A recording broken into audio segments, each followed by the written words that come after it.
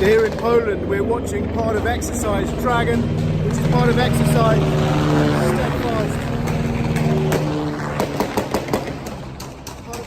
Steadfast Defender, the largest NATO drills since the end of the Cold War. British and Polish troops are training here together as part of NATO's enhanced forward presence, and essentially as a show of force, a reminder of NATO's skills to dust off the capability of NATO forces to be able to deter Russian aggression.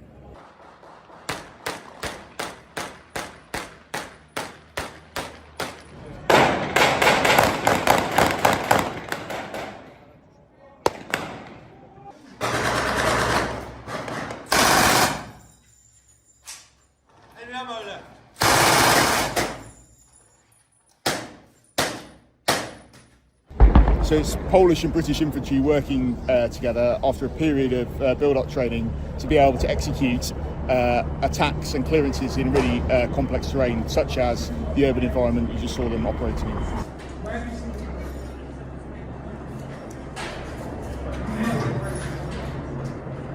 There are 1,700 British soldiers deployed at the moment.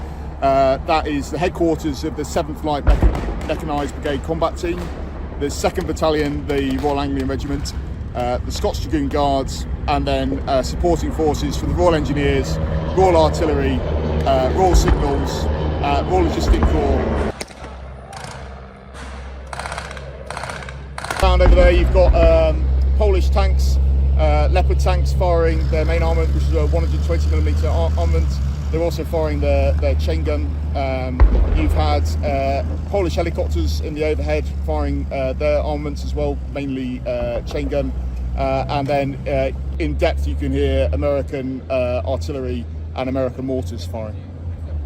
The British soldiers exercising out here in eastern Poland are the tip of NATO's spear. They are the very high readiness Joint Task Force Land, held at 48 hours notice to move at the commands of NATO's Supreme Allied Commander, Europe. Now, what we've seen already is British and Polish forces practicing fighting in built-up areas, taking buildings, houses one by one, as they would expect to do if they were fighting for a contested town or hamlet. But more broadly, this is Exercise Dragon is part of a much larger exercise Steadfast Defender, the largest NATO military drills since the end of the Cold War. And of course, that is fundamentally about NATO preparing to go to war with Russia. But it's not just about preparing for war. The very act of exercise is also a show of force, and that show of force, NATO hopes, is also a deterrent. It's about demonstrating that the countries in this 32-nation alliance have the capability to fight and win together.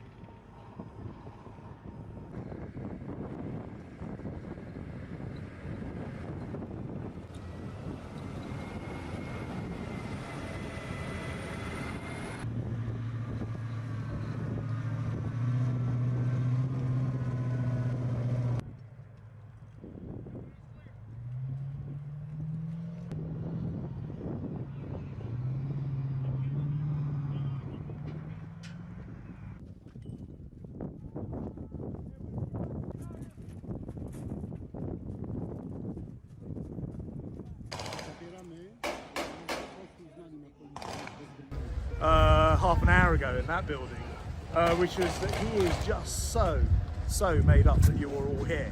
He is so pleased to have, as he put it, the Brits have landed, was his description.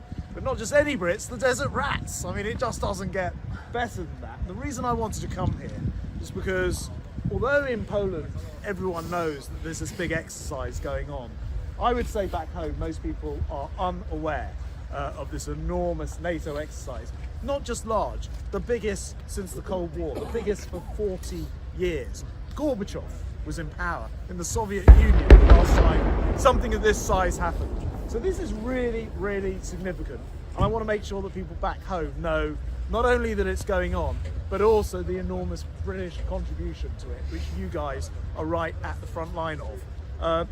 I think there's something like 90,000 personnel involved, maybe 96,000.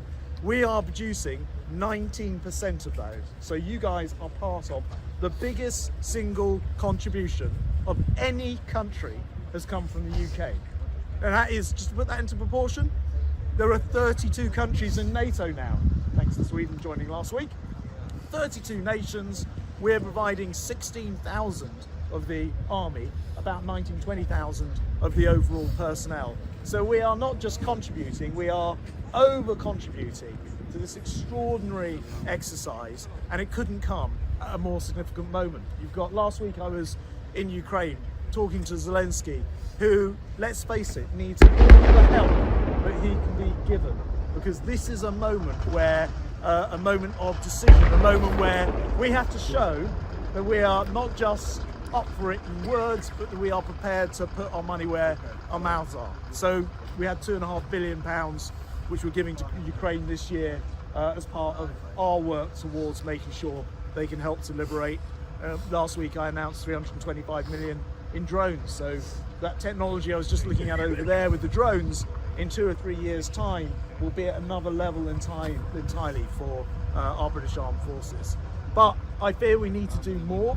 And one of the things we need to do is make sure that Putin understands that NATO is ready and that he can't just carry on moving west. And that is where you guys come in. That's why I'm so pleased to come here and see you all today. And thank you for what you're doing in person, and actually to reflect the words of my Polish counterpart half an hour ago. You guys are bloody heroes. Thank you very much for what you're doing. Keep it up, and thank you. I'm going to go back home and tell people about what you're doing. He is the person who's doing the saber rattling. There is no excuse for that. That's irresponsible of him. And actually, all that needs to happen to resolve this is he needs to drive back east and get out of a democratic country that he decided to invade 2 years ago. And that is the way to bring this whole thing to a conclusion. But it is absolutely irresponsible of him to talk about nuclear weapons in that way. Everyone agrees. It's just unnecessary and escalatory.